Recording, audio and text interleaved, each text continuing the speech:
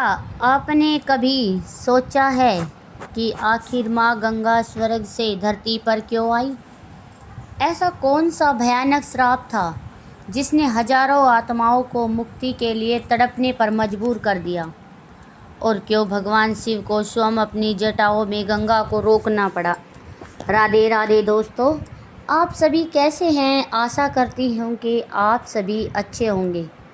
मैं लेकर आई हूँ दशहरा, जो पड़ने वाला है 25/2026 को।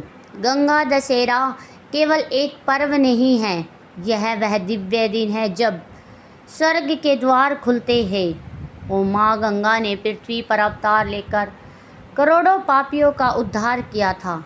लेकिन इस वर्ष गंगा दशहरा को लेकर एक ऐसा रहस्य सामने आया है जिसे जानकर शायद आप भी चौंक जाएंगे। क्या गंगा दशहरा 25 मई को है या फिर जून में? शास्त्र क्या कहते हैं? आज के इस विशेष वीडियो में हम जानेंगे माँ गंगा के अवतरण की रहस्यमय कथा, राजा भागीरथी की अद्भुत तपस्या और वह गुप्त उपाय जो गंगा दशहरा के दिन आपकी किस्मत बदल सकता है। तो वीडियो को अंत तक ज़रूर देखिएगा, क्योंकि आज की यह कथा आपके जीवन के सारे दुख और पापों को समाप्त कर सकती है। तो बोलिए हर हर गंगे, जय श्री कृष्ण। हर हर गंगे, जय माँ गंगे। प्राचीन समय की बात है, सूर्य वंश की पावन भूमि अयोध्या में एक महान प्रतापी राजा राज्य करते थे, जिनका नाम था सगर। राजा सगर अत्यंत पराक्रमी, धर्मात्मा और प्रजा का पालन करने वाले थे। उनके राज्य में किसी प्रकार का दुख नहीं था। खेतों में हरियाली लहराती थी, नदियों में निर्मल जल बहता था और लोग भगवान के भजन में लीन रहते थे। परंतु एक दिन राजा सगर के मन में अश्वमेध यज्ञ करने की इच्छा जागी। उन्होंने सोचा, यदि यह महान यज्ञ पूर्ण हो जाए तो समस्त राज्य में सुख समृद्धि और भी ज़्यादा बढ़ जाएगी। यज्ञ की तैयारियां आरंभ हुई। ऋषि मुनि बुलाए गए, वेद मंत्रों की ध्वनि से पूरा राजमहल गूंज उठा। यज्ञ का घोड़ा छोड़ा गया। राजा सगर के 60,000 पुत्र उस घोड़े की रक्षा के लिए उसके पीछे पीछे चल पड़े। लेकिन देवराज इंद्र को भय हुआ कि यदि यह यज्ञ पूर्ण हो गया तो राजा सगर का यश तीनों लोकों में फैल जाएगा। ईर्ष्या से भरकर इंद्र ने मायावी रूप धारण किया और यज्ञ के घोड़ों को चुरा लिया। वह घोड़ा जाकर कपिल मुनि के आश्रम के पास बांध दिया गया। जब राजा सगर के पुत्र घोड़े को खोजते खोजते वहां पहुंचे तो उन्होंने बिना कुछ सोचे समझे कपिल मुनि पर ही चोरी का आरोप लगा दिया। वे क्रोध से चिल्लाने लगे, हे मुनि, आपने हमारे पिता के यज्ञ का घोड़ा चुराया है, यह अधर्म है। कपिल मुनि उस समय गहरी समाधि में लीन थे। उनके ध्यान में विघ्न पड़ा। जब उन्होंने अपनी आंखें खोली तो उनके तेज से पूरा आश्रम प्रकाशमय हो उठा। उन्होंने शांत स्वर में कहा, मूर्खों, तुम बिना सत्य जाने आरोप लगा रहे हो। लेकिन सगर पुत्र अपने अहंकार में अंधे हो चुके थे। वे मुनि का अपमान करते रहे। तभी कपिल मुनि के क्रोध से निकली अग्नि ने उन सभी 60,000 पुत्रों को तत्काल भस्म कर दिया। उनकी आत्माएं मुक्ति के बिना भटकने लगी। जब राजा सगर को यह समाचार मिला तो वो शोक में डूब गए। उन्होंने अपने पुत्र अंशुमान को भेजा। अंशुमान ने विनम्रता से कपिल मुनि की स्तुति की। तब मुनि ने कहा, इन आत्माओं को तभी मुक्ति मिलेगी जब स्वर्ग लोक से माँ गंगा पृथ्वी पर आएगी और इसके अस्थिर अवशेषों को स्पर्श करेगी। यह सुनकर अंशुमान चिंतित हो गए। स्वर्ग से गंगा को पृथ्वी पर लाना असंभव जैसा कार्य था। समय बीतता गया। असुमान के बाद दिलीप राजा बने। उन्होंने भी तपस्या की लेकिन सफलता नहीं मिली।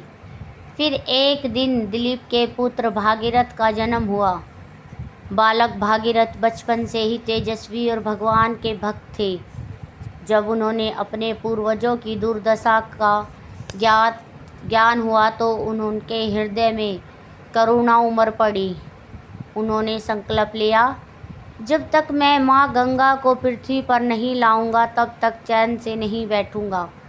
राजा भागीरथी ने राजपाट त्याग दिया। वे हिमालय की ओर निकल पड़े।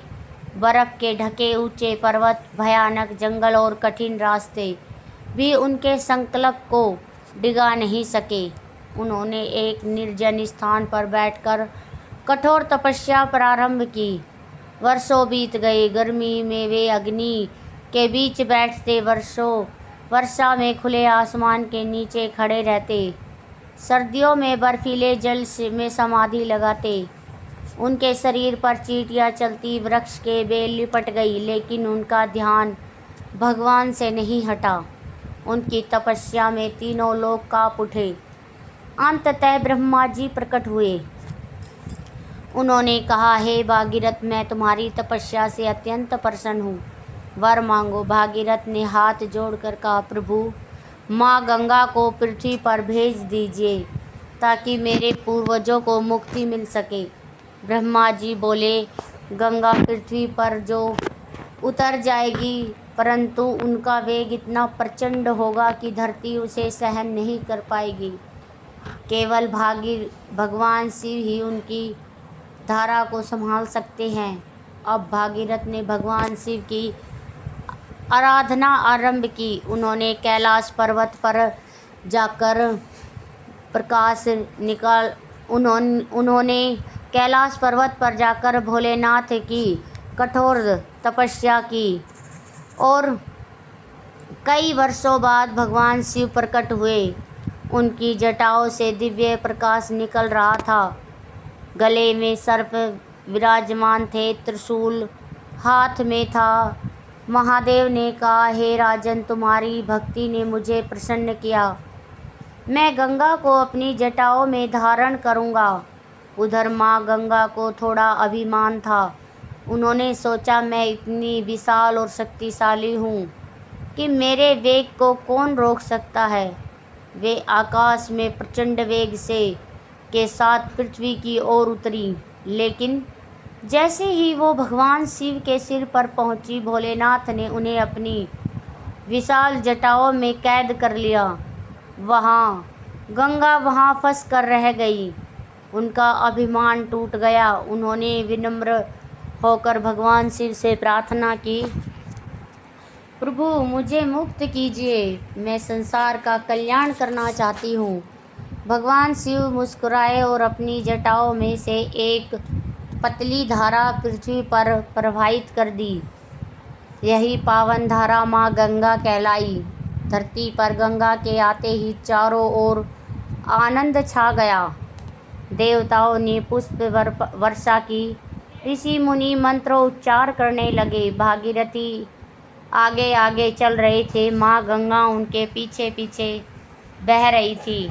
मार्ग में जहाँ जहाँ गंगा गई वहाँ की भूमि पवित्र हो गई। सूखी धरती हरी भरी हो गई। पक्षी मधुर स्वर गाने लगे। लोग हर हर गंगे का जय घोष करने लगे। अंततः माँ गंगा उस स्थान पर पहुँची जहाँ सगर पुत्रों की राख पड़ी थी। जैसे ही गंगा ने उन्हें स्पर्श किया, दिव्य प्रकाश प्रकट हुआ। सगर पुत्रों की आत्माएं पापों से मुक्त होकर स्वर्गलोक चली गई। आकाशवाणी हुई, हे भागीरथ, तुम्हारे समान पुत्र और भक्त संसार में दुर्लभ है। उस दिन ज्येष्ठ शुक्ल दशमी थी। तभी से यह दिन गंगा दशहरा कहलाता है। कहा जाता है कि इस दिन माँ गंगा में स्नान करने से मनुष्य के 10 प्रकार के पाप नष्ट हो जाते हैं। समय बीतता गया। माँ गंगा करोड़ों लोगों के जीवन का आधार बन गई। ऋषि मुनि उनके तट पर तपस्या करने लगे। काशी, प्रयाग, हरिद्वार जैसे तीर्थ पवित्र हो गए। एक बार नारद मुनि ने भगवान विष्णु से पूछा, प्रभु गंगा स्नान का इतना महत्व क्यों है? भगवान विष्णु बोले, हे नारद, गंगा केवल नदी नहीं है, वे दिव्य चेतना है। उनमें स्नान करने से शरीर ही नहीं मन और आत्मा भी पवित्र हो जाती है।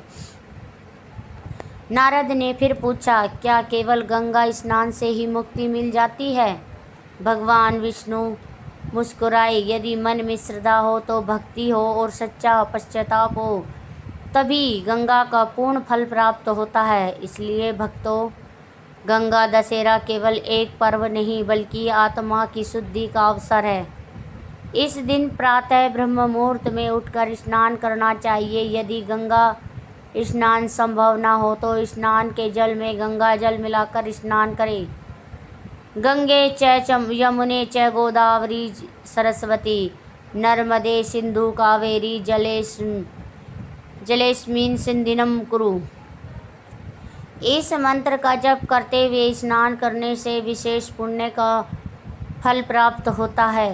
इसके बाद भगवान विष्णु और माँ गंगा की पूजा करनी चाहिए, दान पुण्य करना चाहिए, गरीबों को भोजन कराना चाहिए, पक्षियों को दाना और गौ माता को हरा चारा देना चाहिए। कहा जाता है, गंगा दशहरा के दिन किया गया दान अक्षय फल देता है। एक गांव में माधव नाम का गरीब किसान रहता था। वह बहुत निर्धन था, लेकिन माँ गंगा पर अटूट श्रद्धा थी। गंगा दशहरा के दिन उसने केवल एक लोटा जल और कुछ फूल माँ गंगा को अर्पित किए। उसकी सच्ची भक्ति देखकर माँ गंगा प्रसन्न हुई।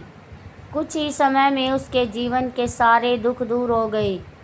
उसके खेतों में भरपूर फसल होने लगी। गांव वाले आश्चर्यचकित थे। तब माधव ने कहा, माँ गंगा को धन नहीं, सच्चा प्रेम चाहिए। इसी प्रकार एक बार एक पापी व्यक्ति गंगा तट पर आया। उसने जीवन भर अधर्म किया था, लेकिन गंगा दशहरा के दिन उसने मन में पश्चाताप जागा। वह रोने लगा और रोते हुए बोला, मैं हे माँ, मुझे क्षमा कर दो। उसने श्रद्धा से गंगा स्नान किया। कहते हैं उसी क्षण उसके सारे पाप नष्ट हो गए। भक्तों, माँ गंगा दया की सागर है। वे कभी अपने भक्तों को निराश नहीं करती। जो व्यक्ति श्रद्धा से उनका स्मरण करता है, उसके जीवन में सुख, शांति और समृद्धि आती है। गंगा दशहरा हमें यह भी सिखाता है कि कठिन से कठिन कार्य भी दृढ़ संकल्प और भक्ति से पूरे किए जा सकते हैं। यदि भागीरथ हार मान लेते तो उनके पूर्वजों को कभी मुक्ति न मिलती। इसलिए आज भी किसी महान प्रयास को भागीरथ प्रयत्न कहा जाता है। जब भी जीवन में कठिनाई आए, भागीरथ की तपस्या को याद कीजिए। जब भी मन निराश हो, तब माँ गंगा का स्मरण कीजिए, क्योंकि जहाँ श्रद्धा है वहाँ भगवान की कृपा अवश्य होती है। अंत में सभी भक्त मिलकर बोलिए, हर हर गंगे, जय माँ गंगे, जय श्री हरि विष्णु, हर हर महादेव। तो दोस्तों, आज की यह कथा आपको कैसी लगी, कमेंट बॉक्स में हमें ज़रूर बताइएगा। और गंगा दशहरा के दिन आप भी स्नान कीजिएगा।